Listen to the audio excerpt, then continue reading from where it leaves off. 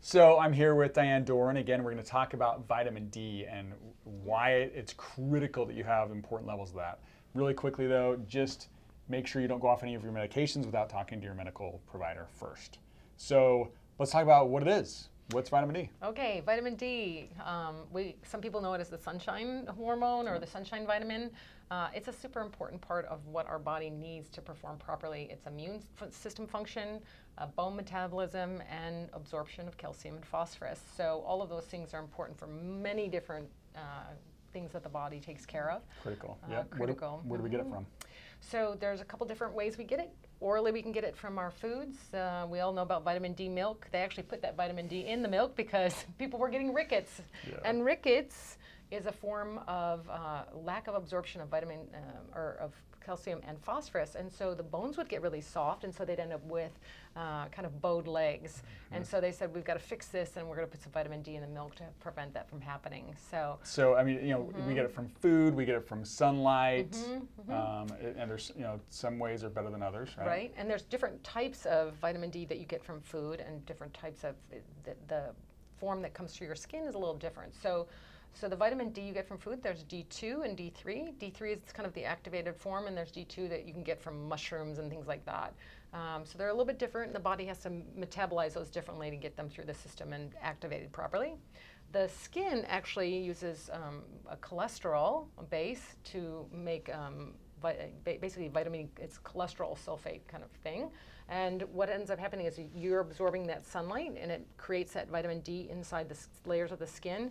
So if you go to the beach and you're up there absorbing all that good sun, and you're making that vitamin D, because it's a fat soluble, if you go and then within 24 hours you're scrubbing it off with all the soap, you're actually going to decrease your ability to absorb that vitamin D. So it's super important you kind of just wash the areas you have to, and because it's right on the surface of the skin. It's not deep inside the skin where this conversion's happening. And the conversion's happening, but it's happening slowly, and that's when it becomes absorbed through that skin, and we want to save it there and complete the conversion and be able to absorb that level. This is something a lot of people don't know. Right. So how vitamin D is actually created in the skin.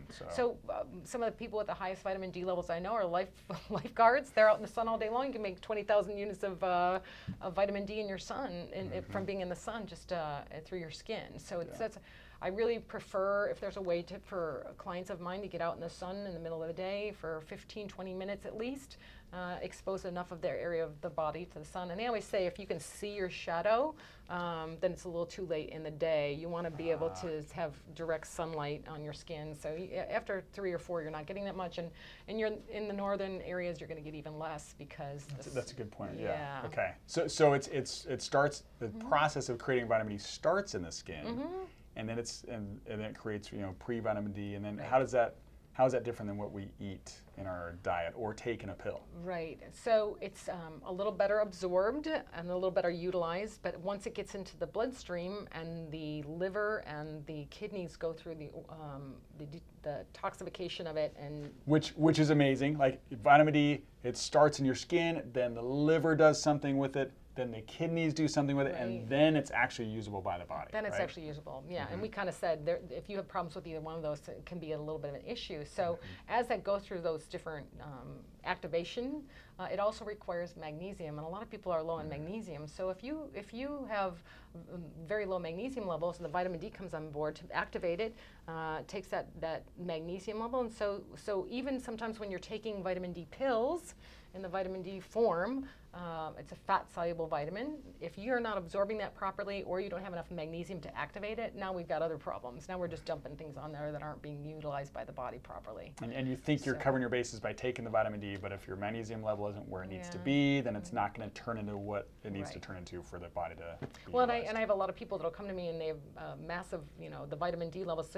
So you have to measure the active form of vitamin D in the bloodstream to even know what your vitamin D. They used to do different levels, but there's and you're talking about like the 125 yes. dihydroxycholecalciferol, right, whatever. It's a big name. It's a big long name, but the doctors nowadays are familiar with this. Dr. Cannell, who started the Vitamin D Institute, he actually did studies where he worked with people in nursing homes, and he found that they were all getting sick winter, everybody get the flu and everything else. And so he took one group and gave them all the vitamin D and upregulated their vitamin D levels. And they got much less illness than the group that didn't have it. And so the big hurrah started for that. I prefer, when I'm working with clients, to make sure they have enough vitamin A and D together. Vitamin D and A are, they're mentioned as being vitamins, but they really act as hormones. And both of them do something different, and they're both fat soluble. And I think they need to be in a little bit of a ratio to make the body healthy. So let's talk about making the body healthy. And so all this talk about vitamin D and why do we need to take vitamin D? What things is vitamin D good for, or why does our body need vitamin D? So the immune system, vitamin D is super important for the immune system. That's why those people had less flus and illnesses.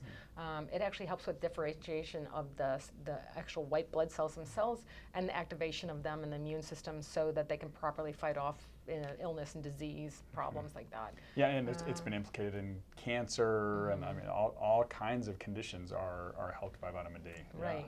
So if your immune system can't attack infectious agents or viral components, that can change the cell's DNA and all the rest of it. So we definitely want to keep the levels up, and a normal level for vitamin D, you want to be, they say, above 30. Some people say 50 to 75 is optimal. And again, I kind of go by, how are the other fat soluble vitamins that we have there, because I believe most of them, anything that's fat soluble to me seems more like a hormone and acts more like a hormone in the body.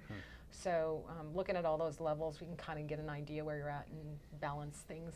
Nice. Yeah. Yep. So the bone metabolism is a huge issue. So yes, and we'll talk about that. Yeah, absolutely. We talked about the immune system and how the body actually absorbs the calcium and phosphorus, and you can tell them a little bit about. Well, it's amazing, and we'll get even deeper when we talk about the bone metabolism and why to take, why you may or may not need to be taking calcium, but that'll be in another video. Yeah. So good. great, thank you. Thank you.